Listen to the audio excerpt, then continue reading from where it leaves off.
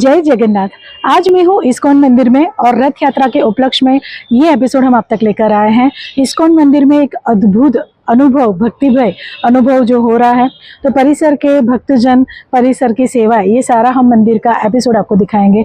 और आज हमने बात की महाराज नित्यानंद जी स्वामी जी के साथ, जिनमें उन्होंने बताया कि रथ यात्रा खास करके भगवान जगन्नाथ जी की जो हम निकालते हैं वो क्योंकि जब भक्त उनके दर्शन तक नहीं आ पाता तो भगवान खुद जगन्नाथ जी उनको दर्शन देने जाते हैं। कहते हैं कि बहन सुभद्रा जी को एक बार पूरी नगरी की यात्रा करने का मन हुआ, देखने का मन हुआ, तो भगवान जगन्नाथ जी और बलभद्र जी ने उनको रथ में बिठाकर पूरी नगरी की यात्रा करवाई।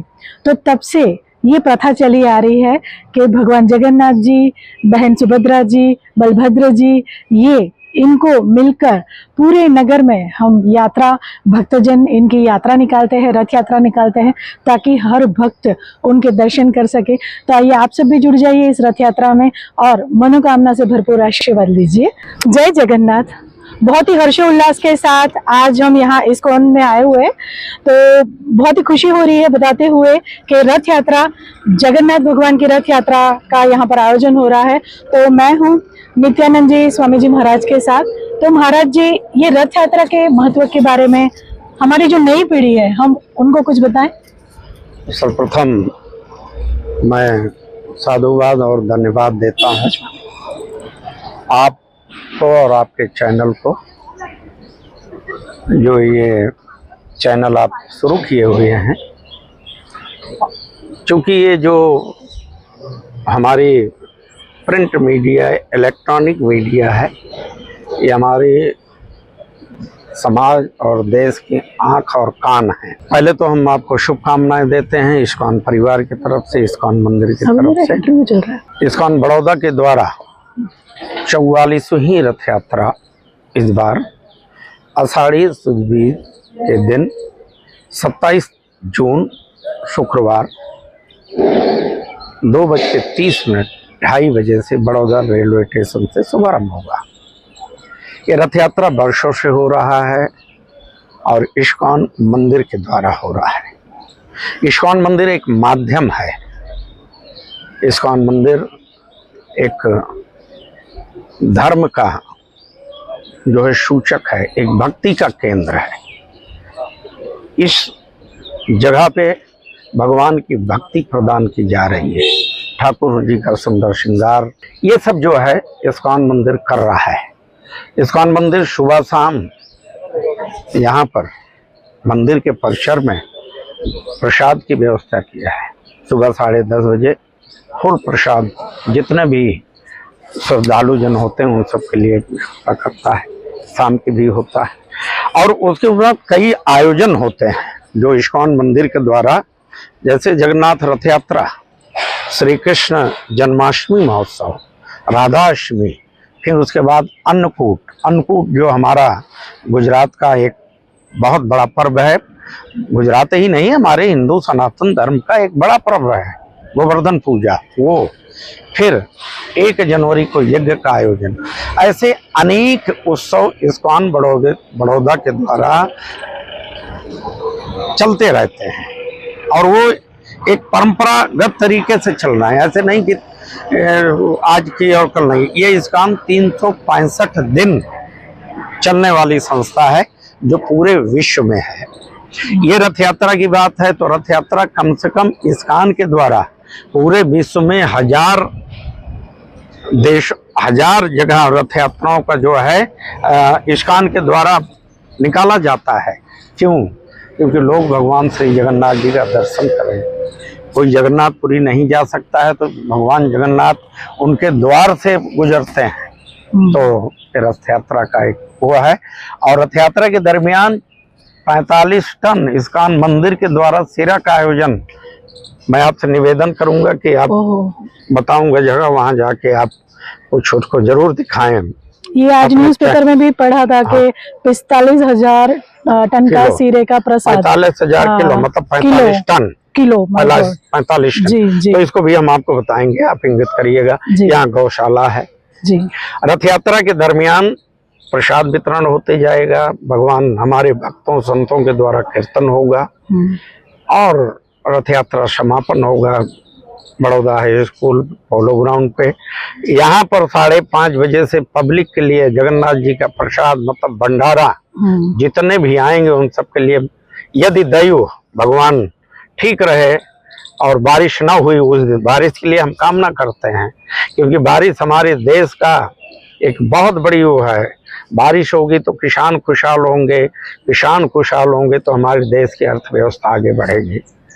और महाराज श्री, हम ये भी मैं पूछना चाहती हूँ कि जगन्नाथपुरी की ये जो कथा बहुत प्रचलित है कि 56 भोग लगाए जाते हैं, तो वो 56 भोग यहाँ पर 12:30 बजे जगन्नाथ जी को लगेंगे। वाह। और 1 बजे यहाँ से विग्रह भगवान की निकलेगी रेलवे स्टेशन के लिए। अच्छा। 2:30 बजे रेलवे स्टेशन से रथ यात्रा शुभारंभ होगा। अच्छा। 56 भोग तो यहीं लगेंगे। तो ये 56 भोग के पीछे का रहस्य? 56 वो तो राजा है, भगवान है।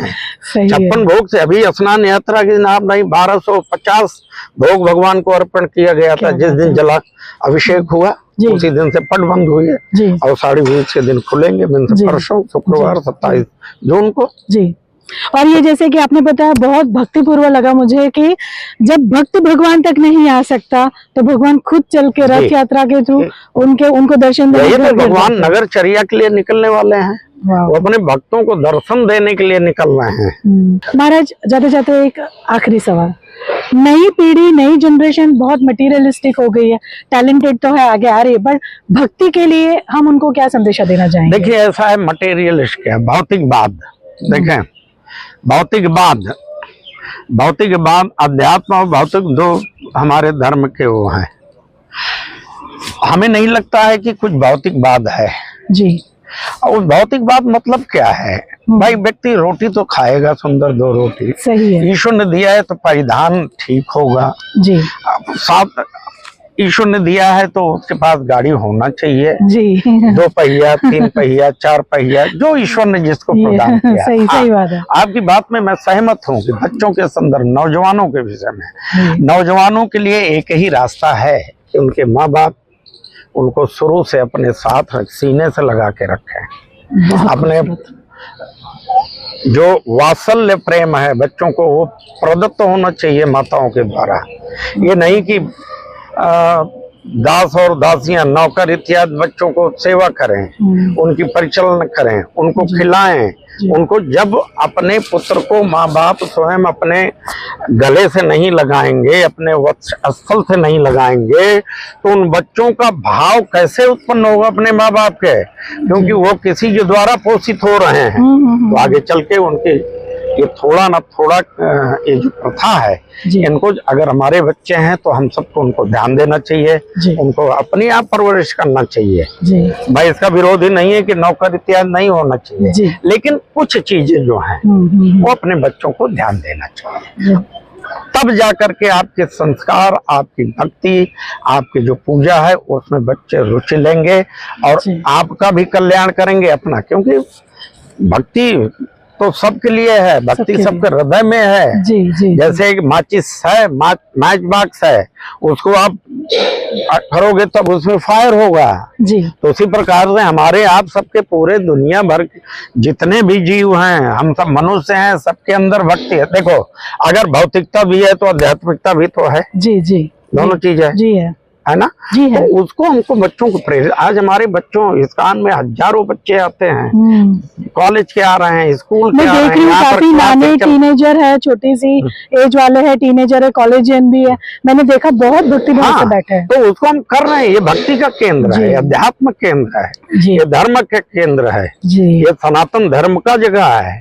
तो इसीलिए तो जैसे कॉलेज है, रुग्णालय है, मतलब अनेक प्रकार, वैसे ही ये भक्ति का स्थान है, यहाँ आना चाहिए।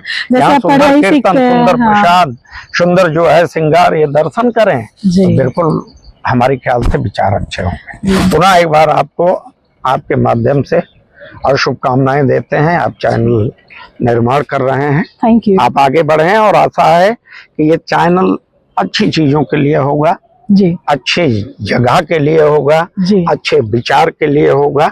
जी। पुनः एक बार आपको इस्कॉन मंदिर की तरफ से बहुत बहुत शुक्रिया। इस्कॉन में आके हर बार एक अद्भुत अनुभव होता है और आपसे मिलकर महाराज तो आज बहुत ही गदगद हो गया हृदय।